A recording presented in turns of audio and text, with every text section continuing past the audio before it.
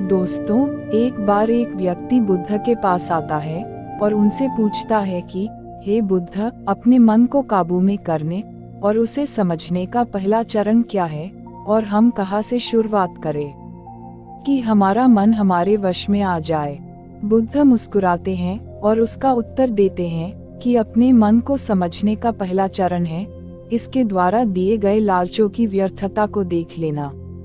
जिस इंसान ने अपने मन के द्वारा दिए गए लालचों की व्यर्थता को देख लिया, उसने इससे मुक्त होना शुरू कर दिया।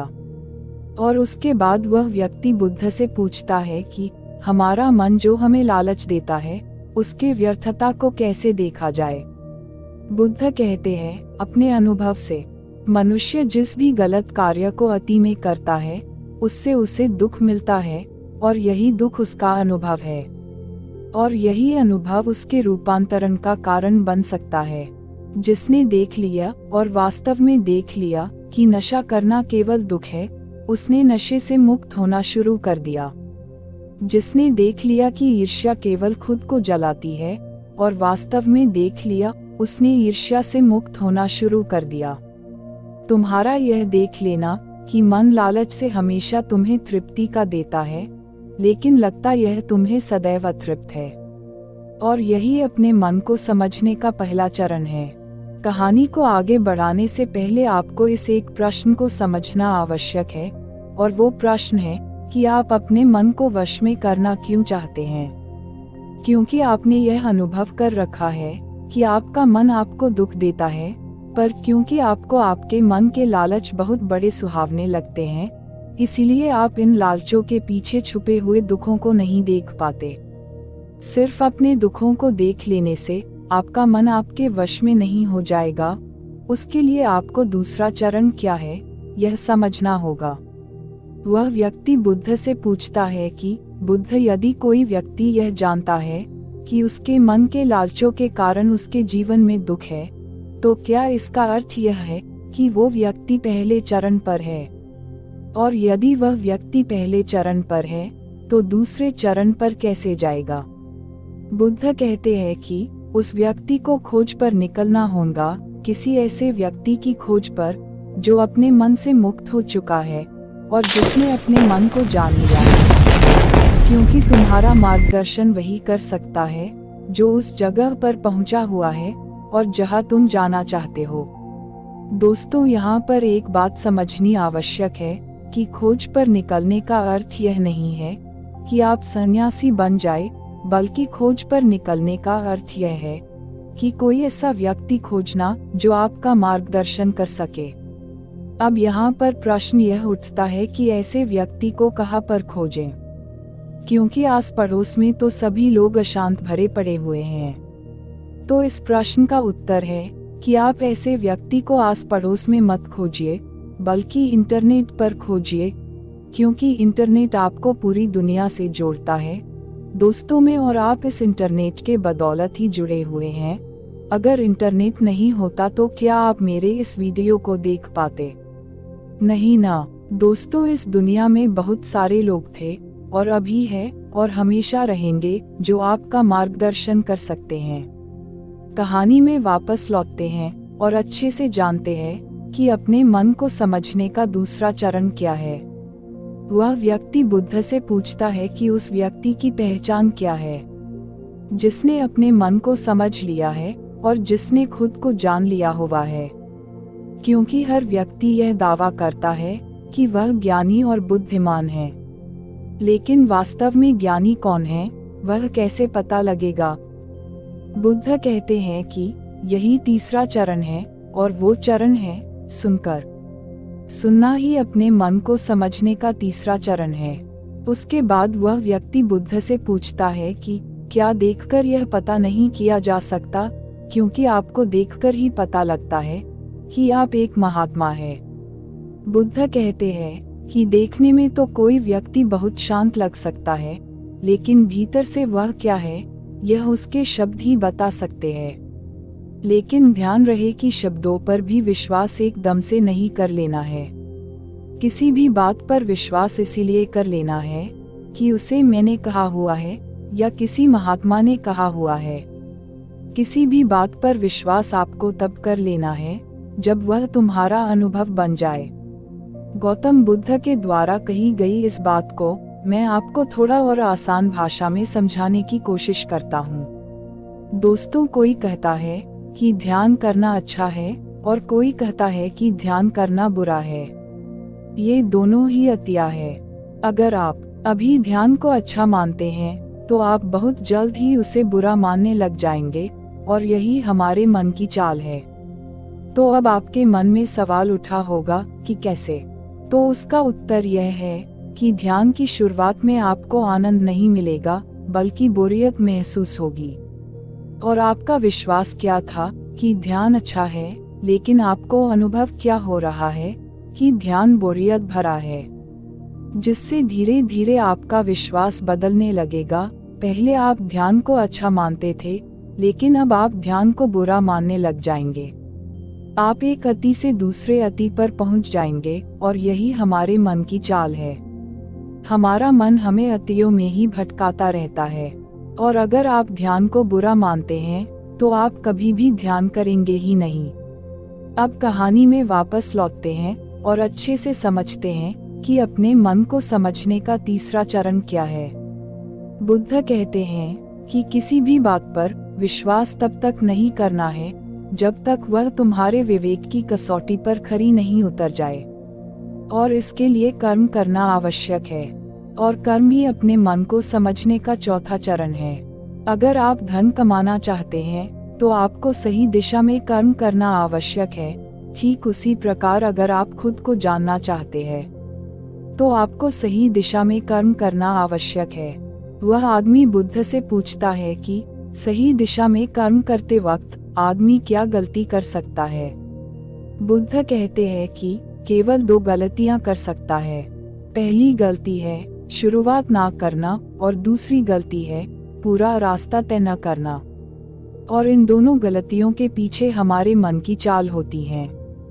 कोई सोचता है कि मैं शुरुआत कल से करूंगा, और कोई सोचता है कि शायद मैं सफल न हो पाऊं।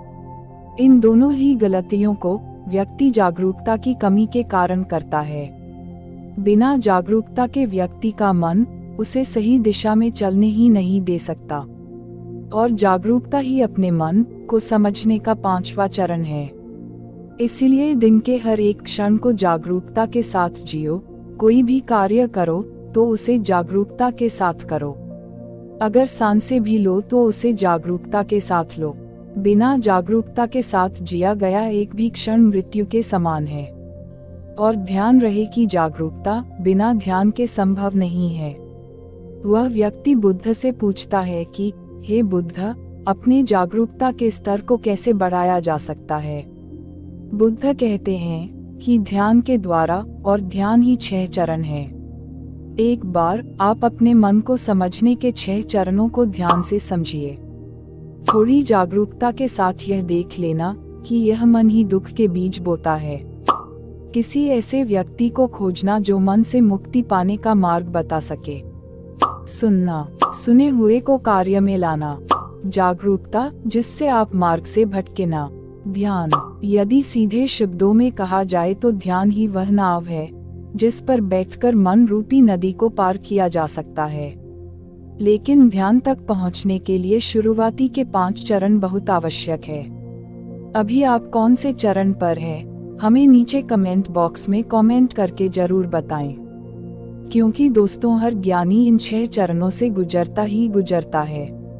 दोस्तों, अब जानते हैं कि अपने मन को अपना सेवक कैसे बनाए, एक सच्ची कहानी से। तो चलिए कहानी को शुरू करते हैं। अपने मन को अपना सेवक कैसे बनाए, अपने मन को वश में कैसे करें। दोस्तों, इस कहानी में अगर आप ध्यान से पढ़ते हैं तो आपको नीचे दिए हुए 2 प्रश्नों का उत्तर मिल जाएंगे, और वो 2 प्रश्न हैं। पहला प्रश्न, हम अपने मन के गुलाम क्यों बन गए हैं? दूसरा प्रश्न, हम अपने मन को अपना गुलाम कैसे बना सकते हैं? आपके पहले प्रश्न का उत्तर नीचे दी गई यह लाइफ चेंजिंग कहानी में है, इसलिए नीचे दी हुई कहानी को अंत तक जरूर पढ़िए। एक बार एक राज दरबार में एक कलाकार आता है, और इस कलाकार की खासियत यह थी कि जब भी यह कलाकार अपनी कलाकारी दिखाता तो ऐसा कोई भी व्यक्ति नहीं होता था जो इसके कलाकारी को देखकर हंसे ना। बड़े बड़े राजा महाराजा इस कलाकार की कलाकारी को देख हंसते हंसते लोटपोट हो जाते थे। लेकिन इस बार वह कलाकार एक गंभीर राजा के दरबार में था, इसलिए लोगों को यह संदेह था कि कहीं वो इस बार असफल न हो जाएं। वह कलाकार अपनी कलाकारी दिखानी शुरू करता है और वही होता है जो हर बार से होता आ रहा था। राजा का हंसते हंसते बुरा हाल हो जाता है। वह राजा उस कलाकार को कलाकारी देख इतना प्रसन्न होता है कि वो इस कलाकार को मुंह मांगा इनाम देने के लिए तैयार हो जाता है।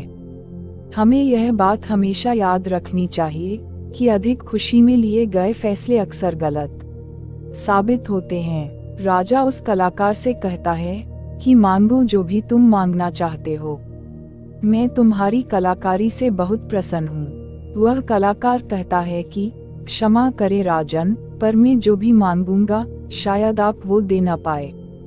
राजा अपने आसन से खड़ा होता है और कहता है कि अब तुम मेरी प्रसन्नता को क्रोध में बदल रहे हो। क्या तुम्हें मेरे द्वारा कही गई बात पर संदेह है? अब राजा अपने अहंकार को बीच में ला देता है और जहाँ भी अहंकार बीच में आ जाता है वहाँ काम बिगड़ना निश्चित है। फिर वो कलाकार राजा से कहता है कि नहीं नहीं राजन, मुझे क्षमा करें। मेरे बोलने का मतलब यह नहीं था, बल्कि मैं तो बस ये कहना चाहता था कि आप इस बात को फिर से एक बार दोहरा दे। फिर उसके बाद राजा कहता है कि मैं तुझे वचन देता हूँ कि जो भी तू हद में रहकर मांगेगा वह तुझे जरूर मिलेगा। उसके बाद वह कलाकार कहता है कि तो ठीक है, आप मुझे 24 घंटों के लिए आपके राज्य का राजा बना दीजिए। उस कलाकार की बात सुन राजा मन ही मन सोचता है कि अच्छा है मैंने इसे हद में रहकर मांगने को कहा था, वरना ये तो हमेशा के लिए राजा बनता।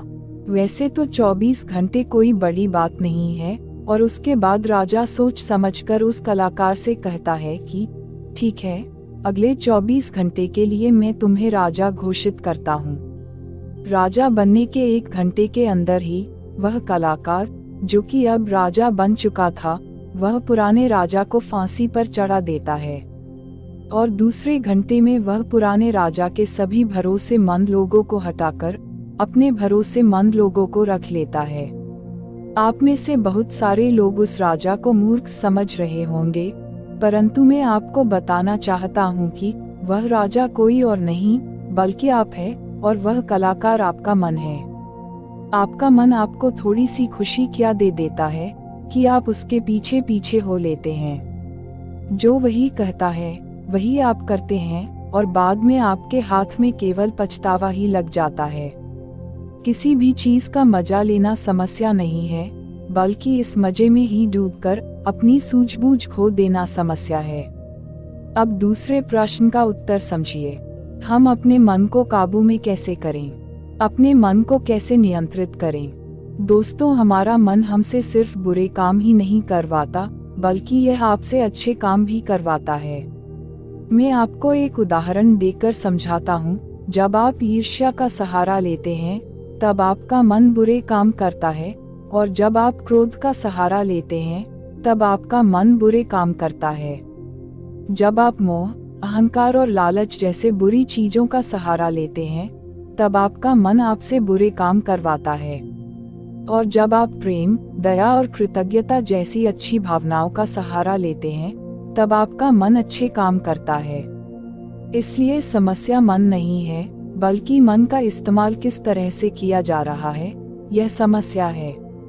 गौतम बुद्ध ने जागरूकता को इतना महत्वपूर्ण इसलिए बताया हुआ है क्योंकि जागरूकता के द्वारा ही अपने मन को नियंत्रित कर सकते हैं। मन को नियंत्रित करने का मतलब यह नहीं है कि आपके मन में नेगेटिव विचार आने ही बंद हो जाए। मन को नियंत्रित करने का सही मतलब यह है कि आपका कोई भी विचार आपको विचलित ना कर पाए। विचलित होने का अर्थ सिर्फ परेशान होना नहीं है, बल्कि खुश होना भी होता है। बहुत ज्यादा खुश होना समस्या नहीं है, परंतु उस खुशी में कोई निर्णय लेना समस्या है। जैसे कि किसी से कोई वादा कर देना। ठीक उसी प्रकार बहुत ज्यादा दुख होना समस्या नहीं है, बल्कि इस दुख के कारण कोई निर्णय लेना समस्या है। जैसे कि आत्महत्या करना। अगर आप पूरे जागरूकता के साथ यह देख पाए कि सुख और दुख इन दोनों की अति में कोई भी निर्णय लेना दुख और पीड़ा को जन्म देता है, तो आप आंख बंद करके सुख के पीछे नहीं भागेंगे। और अगर आप सुख के पीछे नहीं भागेंगे तो दुख आपके पीछे नहीं भागेगा, क्योंकि ज्यादातर लोग जिसे सुख समझते हैं वह दुख की परछाई है। अब लोग इस बात का यह अर्थ निकाल लेंगे कि हमें सुख का आनंद नहीं लेना चाहिए, जबकि यह निष्कर्ष बिल्कुल गलत है। अगर आप सुख और दुख इन दोनों की अति में कोई निष्कर्ष नहीं निकालते हैं, तो आप वही रहते हैं जहां आपको रहना चाहिए, मध्य बिंदु पर, जिसकी बात हर बार बुद्ध कहते हैं। मैं आपको मन के बारे में एक खास बात बताता हूँ। आपको ऐसा कब लगता है कि आपको अपने मन को वश में करना चाहिए? मैं आपको बताता हूँ, जब आप वो काम कर रहे होते हैं जो काम करना आपके लिए सही नहीं होता है, तब आपको महसूस होता है कि आपको अपने मन को अपने वश में करना चाहिए, मगर आप वो काम फिर भी करे जाते हैं क्योंकि आपको उस काम को करने में मजा आता है। उदाहरण के लिए चुगली करना।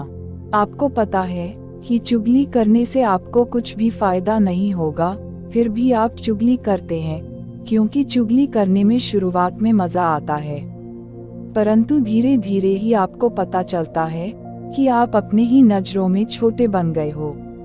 दोस्तों, गौतम बुद्ध के द्वारा दिया गया यह सूत्र मैं आपको आज बताता हूँ, जो आपकी जिंदगी बदल सकता है। और वो सूत्र है, जिन कामों को करने में शुरुआती में बहुत मजा आए तो वह काम आपके लिए हानिकारक है। उदाहरण के तौर पर फनी वेब सीरीज और गंदे वीडियो देखना, जंक फूड खाना और सुबह देर से उठाना इत्यादि। और जिन कामों को शुरुआती में करने में कम मजा आता है या बोरियत महसूस होती है, वो काम आपका जीवन बदल सकता है।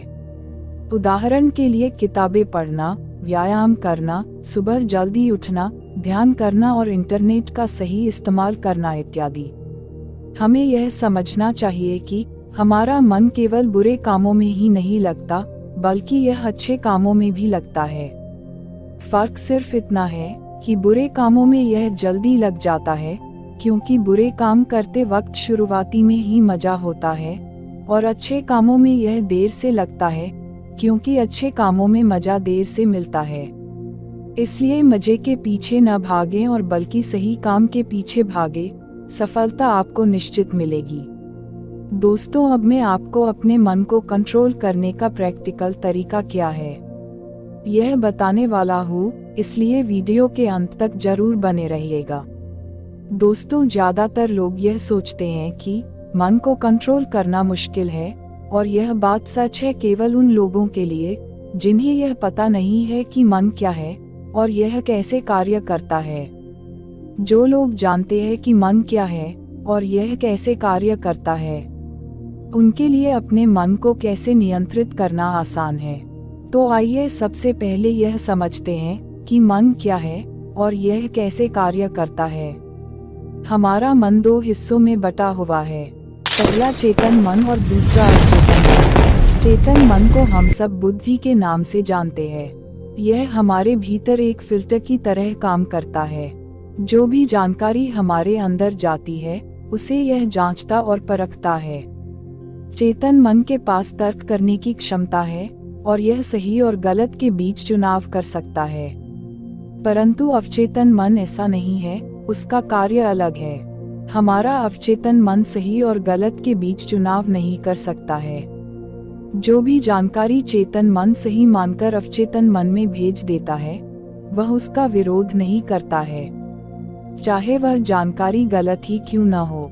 एक उदाहरण देकर समझाता हूँ। मान लीजिए कोई व्यक्ति आपको कमजोर कहता है, मगर आप कमजोर नहीं हैं, तो आपका चेतन मन उस व्यक्ति की बातों का विरोध करेगा। मगर जब वह व्यक्ति उसी बात को आपसे बार बार कहेगा और उसी के साथ ही अन्य लोग भी उसी बात को बार बार कहेंगे, तो आपका चेतन मन इस बात को सच मान लेगा और आपके अवचेतन मन में भेज देगा। और अवचेतन मन का काम है जो बात उसके भीतर चली गई है उसे सच साबित करना। इसका सबसे बड़ा उदाहरण है जब हम छोटे हुआ करते थे, उस समय हमारे भीतर बहुत आत्मविश्वास था, परंतु जैसे जैसे हम बड़े होते गए हमारा आत्मविश्वास कम होता गया, क्योंकि हमारे स्कूल और कॉलेजों में और समाज से बार बार नकारात्मक बातें सुनने को मिली और हमारा अवचेतन मन उन्हें सच मान बैठा। हो सकता है कि आपने इस बात पर ध्यान दिया हो कि आप गलत करना तो नहीं चाहते परंतु फिर भी गलत करते हैं। आप डरना तो नहीं चाहते लेकिन डर जाते हैं। ऐसा क्यों होता है, क्या आप जानना चाहते हैं? तो वीडियो के अंत तक बने रहिएगा। दोस्तों, ऐसा इसीलिए होता है क्योंकि जाने अनजाने में आपके अवचेतन मन में बहुत सारी गलत जानकारी चली गई हुई है जिसे वह सच मान बैठा हुआ है। तो अब प्रश्न यह उठता है कि इसका समाधान क्या है, क्योंकि बहुत सारी गलत जानकारी हमारे भीतर जा चुकी है और हमारा आत्मविश्वास कम हो चुका है। अब आप इसका समाधान समझिए। अब तक आपने यह समझा कि मन क्या है और यह कैसे काम करता है। अगर एक लाइन में कहूँ कि मन क्या है, तो हमारा मन जानकारी का एक ढेर है जो जाने अनजाने में हमारे भीतर चली गई हुई है। अब हमें सबसे पहले यह समझना होगा कि चेतन मन जानकारी लेता कहाँ से है। वे कौन से द्वार है जहाँ से जानकारी भीतर प्रवेश करती है। हमारे अंदर जानकारी जाने के 5 द्वार है और वो है आँख, कान, नाक, जीभ और त्वचा। इन्हें हम 5 इंद्रियों के नाम से भी जानते हैं। बहुत सारी गलत जानकारी हमेशा भीतर जाने के कारण हमारा मन हमारे वश में नहीं है। अगर हम अपने मन को अपने वश में करना चाहते हैं तो हमें बहुत सारी सही जानकारी इस मन को देनी होगी।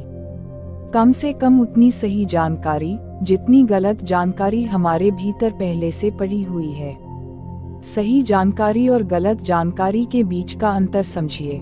सही जानकारी वो है जो आपको आपके लक्ष्य की तरफ ले जाए और गलत जानकारी वो है जो आपको आपके लक्ष्य से भटकाए। उदाहरण से समझिए कि एक सन्यासी का लक्ष्य आत्मज्ञान है और आत्मज्ञान के लिए ध्यान करना आवश्यक है। अगर कोई चीज उसे ध्यान करने से रोकती है तो वह उसके लिए एक गलत जानकारी है। एक और उदाहरण देकर समझाता हूँ। मान लीजिए कि आपको एक गायक बनना है, तो गायक बनने के लिए रियाज करना बहुत जरूरी है। अगर कोई चीज आपको रियाज करने से रोक रही है तो वह आपके लिए एक गलत जानकारी है।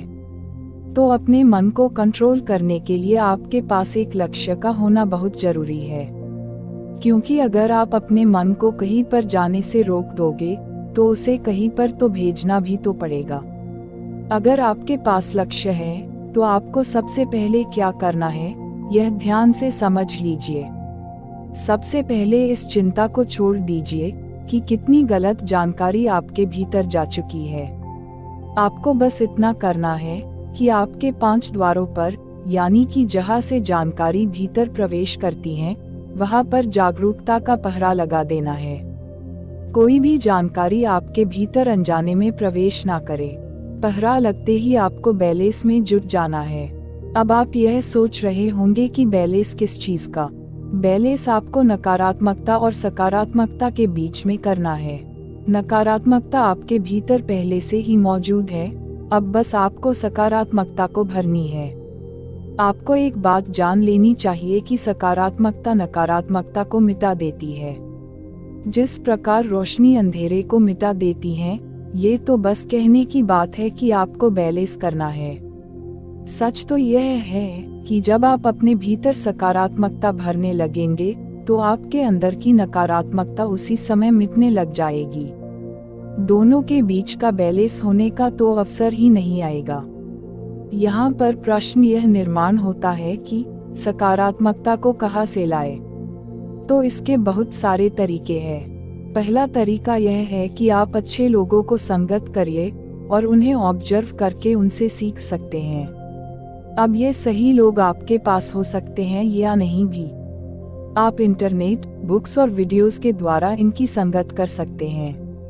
उदाहरण के लिए, अगर आप बुद्ध की संगत करना चाहते हैं तो आप उनके ऊपर लिखी हुई किताबों को पढ़कर और ऑडियो टेप सुनकर उन्हें समझ सकते हैं।